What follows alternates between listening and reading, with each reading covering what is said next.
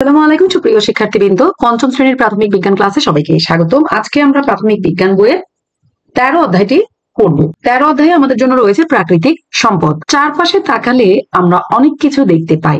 এগুলোকে আমরা প্রাকৃতিক এবং মানবসৃষ্ট এই দুভাগে ভাগ করতে পারি। মানবসৃষ্ট সকল বস্তুই প্রাকৃতিক সম্পদ ব্যবহার করেই তৈরি করা হয়।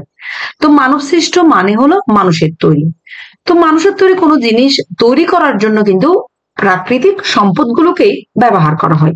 যেমন চেয়ার, টেবিল, এগুলো হলো মানবসৃষ্ট সম্পদ। তবে চেয়ার টেবিল তৈরি করার জন্য আমাদের প্রকৃতি থেকে আমাদের কাঠ সংগ্রহ করতে হয়।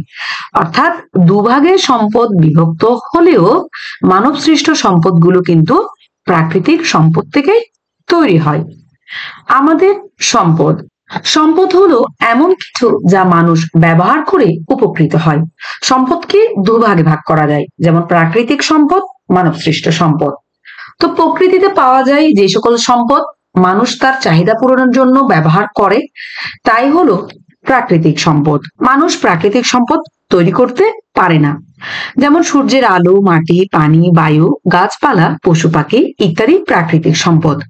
আবার খনিজ সম্পদ, জীবাশ্ম জ্বালানি, এসবও কিন্তু প্রাকৃতিক সম্পদ, যেগুলো প্রাকৃতিক উপায়ে তৈরি হয়। সৃষ্টিকর্তা নিজে এগুলো তৈরি করে দিয়েছেন। তো প্রাকৃতিক সম্পদ থেকে আমরা খাদ্য, বস্ত্র, বাসস্থান এবং শক্তিও পেয়ে থাকি। তো পাশের ছবিতে আমরা এখানে পানি, মাটি, গাছ, সূর্য, এই সবগুলোই কিন্তু প্রাকৃতিক সম্পদের অন্তর্ভুক্ত, যেগুলো আমরা প্রতিনিয়তই ব্যবহার করে চলেছি। এবার মানবসৃষ্ট সম্পদ। মানুষের তৈরি সম্পদই হলো মানবসৃষ্ট সম্পদ। কাগজ, প্লাস্টিক, কাঁচ, বিদ্যুৎ ইত্যাদি মানবসৃষ্ট সম্পদ। তো এই মানবসৃষ্ট সম্পদও কিন্তু প্রকৃতি থেকেই আসে, যদিও এগুলো মানুষ তৈরি করে। গাছপালা ব্যবহার করে মানুষ নতুন কিছু তৈরি করে। গাছ থেকে পাওয়া কাঠ দিয়ে আমরা ঘরবাড়ি তৈরি করি। আবার গাছ থেকে আমরা কাগজও পাই। আবার বালি কেউ তৈরি করে না, এটি প্রকৃতিতেই পাওয়া যায়। আর এই বালি থেকে কাঁচ তৈরি হয়। মানবসৃষ্ট সম্পদ আবার অন্য সম্পদ তৈরিতেও ব্যবহৃত হয়।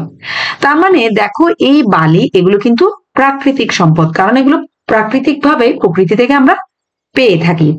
তো মানুষ কি করে, এই বালুগুলোকে ব্যবহার করে কাঁচ তৈরি করে, এটি মানবসৃষ্ট সম্পদ। আবার এই কাঁচ থেকে কিন্তু কাঁচের গ্লাস, বিভিন্ন জিনিসপত্র তৈরি হয়, এগুলোও কিন্তু মানবসৃষ্ট সম্পদ। একইভাবে গাছ হলো প্রাকৃতিক সম্পদ। সেই গাছ থেকে পাওয়া কাঠ, কাঠ থেকে আবার কাঠের ঘরবাড়ি, এগুলো মানবসৃষ্ট সম্পদ। অর্থাৎ মানুষ এগুলো তৈরি করে, তবে প্রাকৃতিক এই সম্পদকে ব্যবহার করে। প্রাকৃতিক সম্পদের যথাযথ ব্যবহার, শক্তি উৎপাদন এবং নতুন কিছু তৈরি করার জন্যই কিন্তু আমরা প্রাকৃতিক সম্পদের উপর নির্ভরশীল। কারণ এর আগে আমরা জেনেছি মানবসৃষ্ট সম্পদ থাকলেও সেই সম্পদগুলো তৈরি করার জন্য কিন্তু আমাদের প্রয়োজন প্রাকৃতিক সম্পদ। তো এই জন্য এই প্রাকৃতিক সম্পদকে আমাদের যথাযথভাবে ব্যবহার করতে হবে।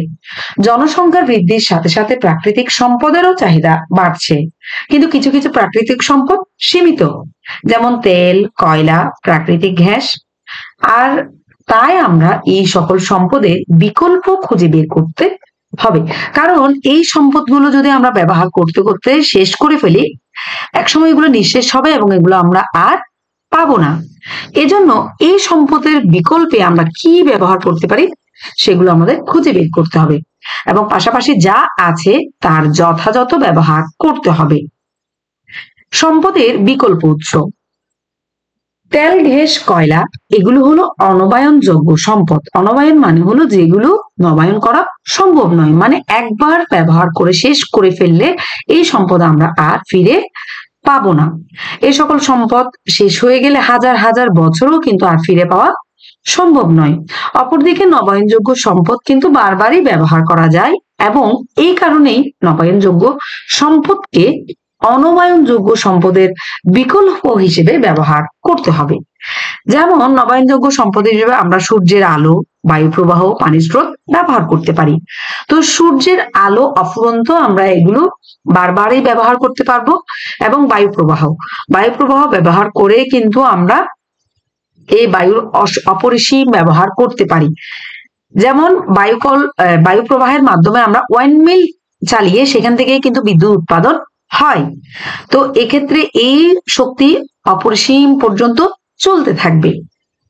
সূর্যের আলো খুবই গুরুত্বপূর্ণ এবং অফুরন্ত শক্তির উৎস। তো সূর্যের আলো থেকে আবার সৌর প্যানেল তৈরি করা হয়। এই যে সূর্যের আলোর সাহায্যে এই উপরে ঘরের উপরে যে সৌর প্যানেলটি দেখছো, এটি কিন্তু অপরিসীম শক্তির উৎস, কারণ সূর্যের আলোর সাহায্যে এখানে শক্তি জমা হয় এবং এই শক্তি দিয়ে আমরা ঘরে বিদ্যুৎ, বৈদ্যুতিক ভাল্ব, ফ্যান, লাইট, টেলিভিশন ইত্যাদি বিভিন্ন ইলেকট্রনিক্স যন্ত্রপাতি চালাতে পারি। তো বায়ু প্রবাহ শক্তির আরেকটি বিকল্প উৎস, কারণ এই বায়ু প্রবাহ ওয়াইন্ড মিলের পাখা ঘোরানোর মাধ্যমে এই পাখাগুলো যখন ঘুরবে এখানে গতিশক্তি লাভ করবে এবং এখান থেকে বিদ্যুৎ শক্তি উৎপন্ন হয়। তো এই সূর্য, এই বাতাস, পানি এগুলো কিন্তু শক্তির অফুরন্ত উৎস। তো আমরা বিকল্প হিসেবে এগুলো ব্যবহার করলে যে সম্পদগুলো অল্পতেই শেষ হয়ে যাবে সেই সম্পদগুলো আমরা সংরক্ষণ করতে পারবো। প্রাকৃতিক সম্পদের যথাযথ ব্যবহার, প্রাকৃতিক সম্পদ সংরক্ষণের জন্য এর যথাযথ ব্যবহার কিন্তু খুবই গুরুত্বপূর্ণ। তো শক্তির ব্যবহার কমিয়ে কিংবা বস্তুর পুনর্ব্যবহার করে অথবা রিসাইকেল করার মাধ্যমে আমরা সম্পদ সংরক্ষণ করতে পারি। এখানে ব্যবহার কমিয়ে মানে হলো, যেমন প্রাকৃতিক গ্যাসের ব্যবহার না করে কিংবা তেল, কয়লা এগুলো কম ব্যবহার করে আমরা সূর্য কিংবা বায়ু, পানি এই শক্তিগুলো ব্যবহার করলে তেল, গ্যাস কিছুটা সংরক্ষণ হবে।